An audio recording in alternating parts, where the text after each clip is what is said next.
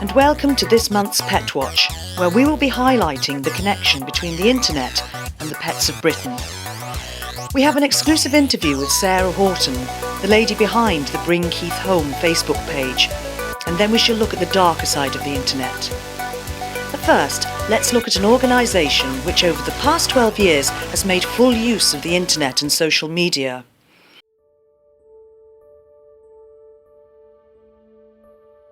DogLost was set up by Jane Hayes when her miniature French bulldog Hermie was stolen. She was horrified to learn how poor provisions were for finding lost and stolen dogs. Over the years, DogLost has built up a considerable reputation with the professional community and has close working relationships with dog wardens, local rescue centres and the police. Their website, doglost.co.uk, provides an increasingly vital service. It receives over 100,000 visitors a month and reunites over 100 lost and stolen dogs every week. There are lots of ways you can help lost dogs and their owners, and some of them only take a click or two. First, sign up to DogLost. This will allow you to comment on an individual dog's page. Even if you haven't got any sightings to report or other helpful advice, encouraging comments can really help to let distressed owners know that others are taking an interest. Follow a particular dog so that he appears on your followed dogs page. This makes it easy to find all the dogs you are particularly interested in. Sign up for DogLost newsletters. Finally, it might be worthwhile to register your own dog in the meantime, just in case the unthinkable happens. But if it does, it's good to know that there is an army of volunteers out there just waiting to help.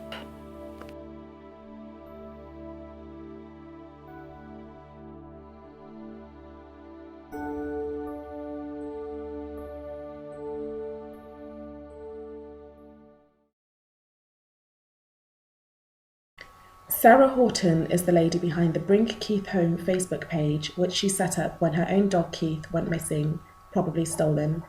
After 12 agonising days, Sarah received a phone call that Keith had been found, and thankfully they were reunited. We caught up with Sarah, her family and her 3 dogs, including Keith, one Sunday morning just before Christmas. When did you first realise that Keith was missing? Pretty much almost immediately. I was in the bath. And he's got a bad habit of jumping the wall if he can't see me, and I heard him go over the wall. By the time I came back downstairs, I opened the door to let him back in where he'd normally wait for me, and he was gone. I couldn't see him anywhere. Did you know what had happened?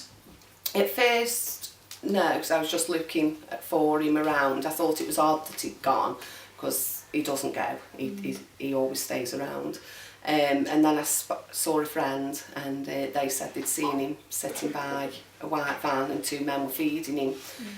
Straight away then I knew he'd probably been stolen, because Keith doesn't go missing. What was the first thing that you did? At that point I phoned the police straight away. We were trying to track down the white van. More information came in that the van had been seen with the dog in it further afield. So we were looking, the police were quite good. How did you feel? I was gutted, absolutely devastated. Keith's a pet, he likes his creature comforts, he likes being warm, and I was terrified at the thought of what he'd been taken for. Jasmine, how did you feel? Very upset, because he's dead funny and he keeps everyone happy. Did you ever give up hope? As time went on, it got harder, and I go to bed every night thinking I can't keep doing this. How long can I keep on with this for? But every morning I'd get up and I couldn't give up on him.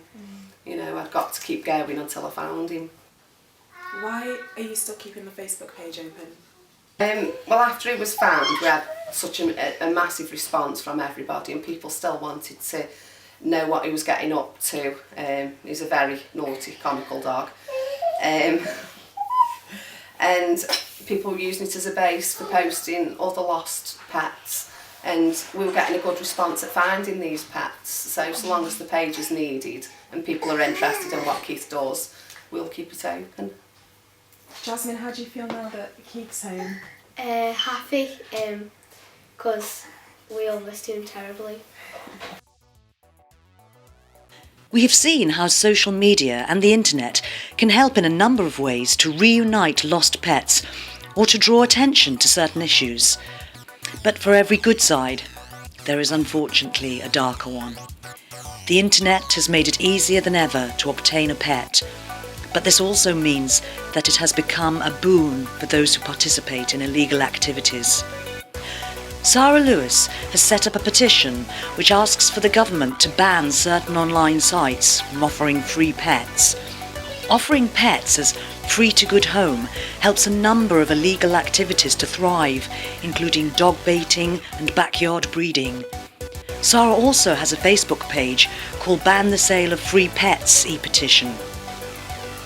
Another Facebook page on a similar subject, which is certainly worth looking at, is ALAS. Here you will find lots of information and posts on this terrible state of affairs. Thank you for watching, and don't forget to follow us on Twitter and Facebook, as well as looking at our website for even more information.